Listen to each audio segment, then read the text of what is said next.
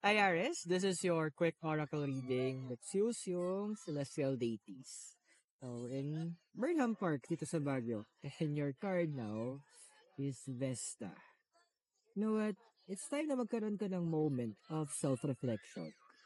It's time na magandang, because Vesta is also advising na magkaroon ka ng self-communication.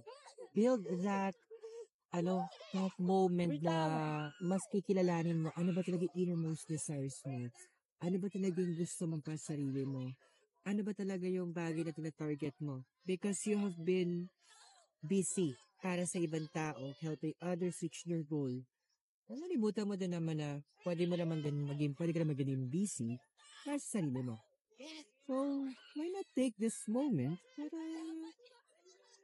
ayusin naman yung mga plans mo sa iyo and build a better future. Hope the reading helps, and I'll see you